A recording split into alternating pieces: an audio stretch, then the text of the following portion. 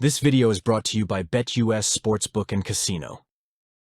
After Saturday's game, we need to reevaluate who might be making the Seattle Seahawks final roster.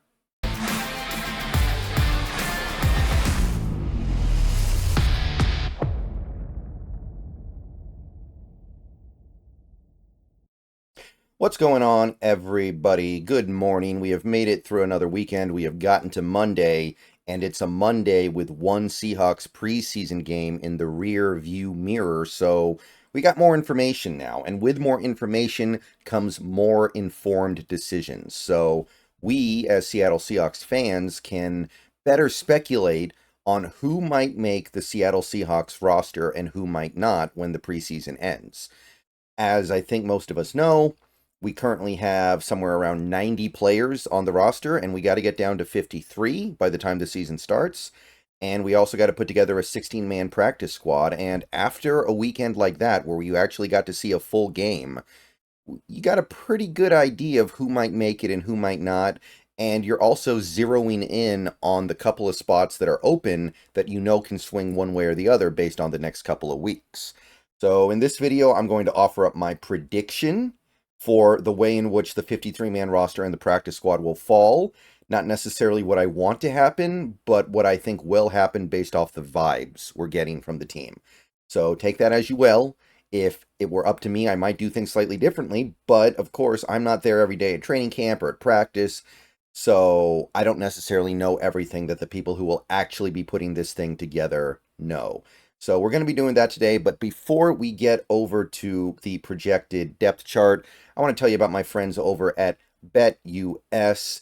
And if you're like me, after this weekend, you were pretty excited about the Seahawks because we saw a lot of good things on Saturday, but there's something beyond that that I'm also excited about with the Seattle Seahawks, and that's Kenneth Walker. I'm really excited about the season Kenneth Walker might have, and if you saw some of those runs that George Holani and Kenny McIntosh had, you might also be thinking, man, imagine if it was K9 who had the opportunity to get those carries. Imagine what he'd be doing. What would Ken Walker do with those same holes, with those same opportunities? Well, if you think that he's going to be able to turn those opportunities into over 900.5 rushing yards on the season in 2024, you can go and bet on it at BetUS. And if you're like me and you're thinking, yeah, Kenneth Walker's definitely going to have over 901 rushing yards this season, you can head on over to BetUS. Go ahead and bet on it. Minus 115 odds. Use the link down in the description if you want to head on over there. They boast the fastest payouts in the industry. There's a 120% sign-up bonus up to $2,000 on your first 3 deposits. 200% crypto deposit bonus. Fast and easy deposit and withdrawal process. All right, so BetUS, get on over there, check them out. Let's go over to the roster. And we're going to go ahead and go row to row here. I know some of this stuff is very obvious. Quarterback, we got Geno Smith, we got Sam Howell, we got PJ Walker on the practice squad. So Geno starts, Howell backs him up. I don't think anybody could suggest us doing anything else at this point. Walker, there's no guarantee he'll be able to make the practice squad. Somebody might pick him up, but I'm not so sure there's a big market out there for his services realistically. So yeah, PJ Walker, practice squad, if he makes it. I think that's the kind of quarterback you want to have on your practice squad, honestly. Running back, Walker in front, Charbonnet as a backup. McIntosh and Holani are number 3 and number 4. It might be interchangeable where Holani's 3rd and McIntosh is 4th, but it doesn't really matter that much. You're going to be playing situationally in that case, and you're not even really the backup at that point, right? Walker and Charbonnet are the guys who are going to really be trading in and out. McIntosh and Holani just kind of scoop up whatever little bit is left. So I'm not too worried about the exact order. And I also have Kobe Lewis as the practice squad running back. He got a lot of burn on Saturday.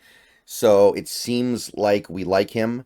And I'm not seeing anybody on the roster who is likely to take that practice squad spot from Kobe Lewis. So we'll see where things go the next couple weeks. I got that right now, though. Wide receiver, I separated out over 3 rows, so let's just do all of them now. DK Metcalf, Tyler Lockett, Jackson Smith, and Jigba is your top 3.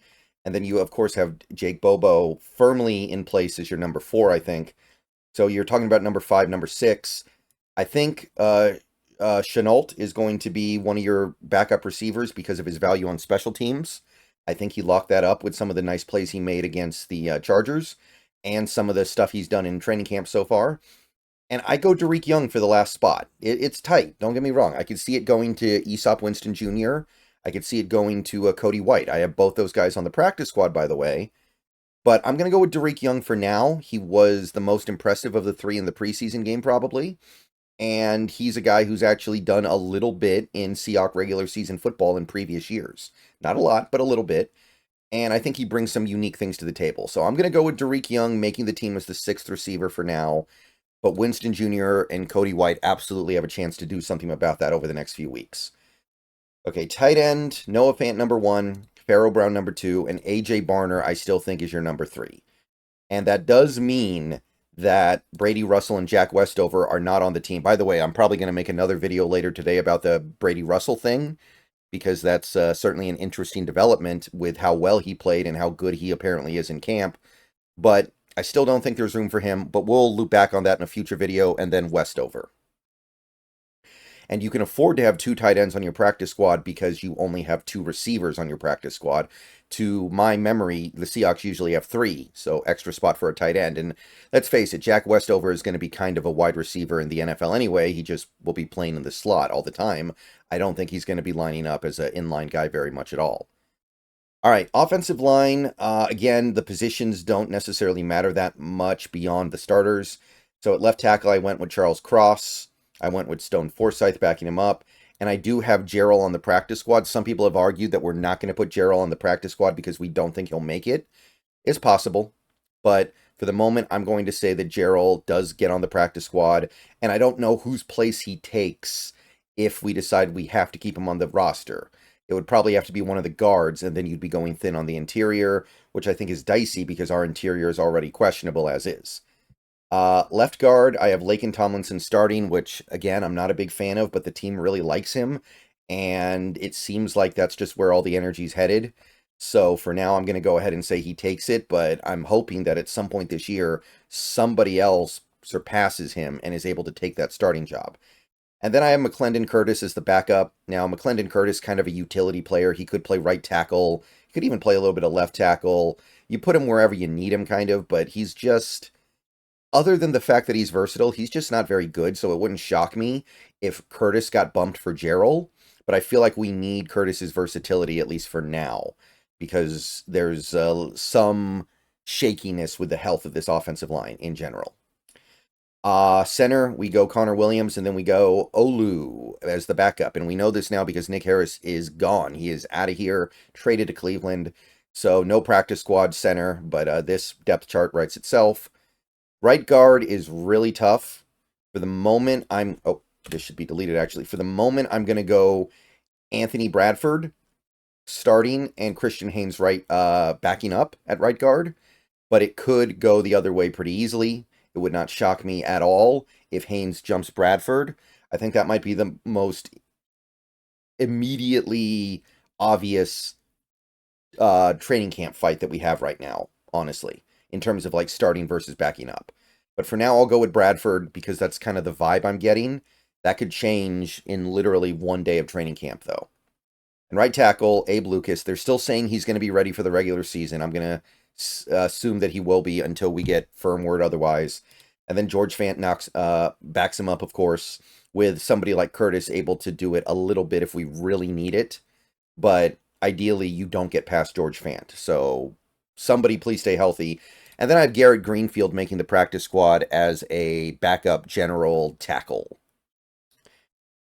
Again, when you're getting down to the practice squad on the offensive line, there really isn't that much weight played on the exact position they're at, and that can obviously change as you see them. Like you might think that one guy's going to play this position, then they end up playing another position. Okay, so that's the whole offense. That's how I see things breaking out right now. Let's get over to the defense here. Starting with this front line, the front defensive line. And again, I want to stress the positions don't matter that much. We know that these guys are going to be moving around a little bit. Like we know Draymond Jones is going to be playing all over the place. Big Cat Leonard Williams is going to be playing all over the place. Jaron Reed might play on the end instead of playing at nose tackle. Byron Murphy might play nose a little bit more than playing on the end. Like we don't know exactly how this stuff all shakes out. The point is they're going to make the team and they're going to play. So up front, I have Leonard Williams, Jaron Reed, Byron Murphy II, Draymond Jones, Cam Young, and Mike Morris is the immediate kind of reserves. And then Jonathan Hankins hanging around as a nose tackle. And then I have Miles Adams as your one practice squatter right now. I know he did some decent things on Saturday. I still don't think he's done enough to earn a roster spot over any of these guys. By the way, Cam Young is hurt. I guess there's a scenario where Cam Young starts the season on the injured list and Miles Adams takes his spot. But for the moment, I haven't heard the injury is going to be serious enough to cause that. And again, I want to stress that Draymond Jones is going to play on the edge a decent amount this season. So it's not like this is all going to be defensive line reps. And that flexibility may allow us to do some other things with this roster down the line. We'll get to that later on. But these are the 7 defensive linemen I think will make the team when the season starts. All right, linebackers, outside linebacker, we got Uchenna Nwosu with Derek Hall backing him up. And then I'm going to go on the other side, Boye Mafe with Nelson Caesar backing him up. I just really haven't heard very much about Darrell Taylor in camp. I heard a little bit of positive stuff early, but lately it's dried up. Now he's hurt. We only spend like 20 grand if we let him go. Seems like it's going to happen. So I'm going to say we're going to have Nelson Caesar as our 4th edge. And we're going to also say that Draymond Jones is able to do enough edge stuff to where we're not going to have to heavily depend on Nelson Caesar in his first year. So we can afford to have a player like that who might not really be ready as your 4th edge because another guy will be sopping up those responsibilities. So yeah, that's one of the changes I've made. Darrell Taylor out, Nelson Caesar in. So that'll definitely be exciting for some people. And then I have one practice squad edge player. And I'm actually going to go ahead and ride the hot hand here. Jamie Sheriff, the guy who played really well against the Chargers in that preseason game. I feel like it's going to be enough to make the Seahawks practice squad. All right, inside linebacker, we're going to go with Jerome Baker and Tyrell Dodson starting. I think we all knew that one. And then we go Knight, who played really well on Saturday, as the top backup, and Radigan as the secondary backup. Now, it wouldn't surprise me if Radigan starts the season as the primary backup, but I feel like Knight is coming along a little bit better than people expected, and he's going to take it sooner rather than later. But again, when you're talking about stuff like 3rd stringer versus 4th stringer, it's a little interchangeable, and I'm not going to sweat that stuff too much. And then on the practice squad, I have Pat O'Connell making it. He actually played well in the preseason game as well, by the way. And he's been here for a little bit, so I think he squeezes it out on the practice squad. There isn't a lot of really enticing talent behind O'Connell on the inside linebacker depth chart to where I feel like that spot's in jeopardy. All right, so that's the linebackers. Going to cornerback here, I've got Witherspoon and Woolen as the starters.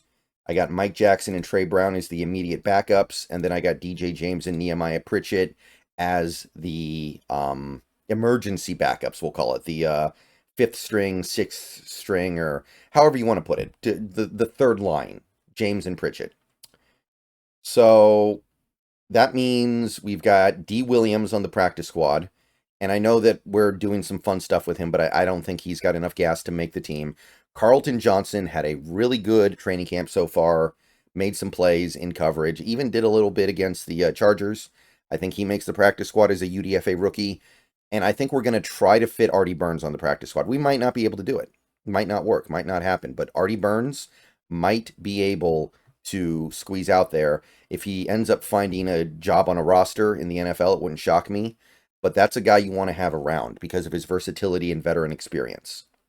And then at safety, I go Julian Love and Rayshon Jenkins starting, Kevon Wallace and Kobe Bryant as the backup. Marquise Blair, I think, becomes the new practice squad safety. And actually, because I opened up a spot by pushing McClendon Curtis to the active roster for now, we can actually bump up Ty Okada from the cut list to the making the practice squad list. So I think we're going to have both those safeties there, Blair and Okada.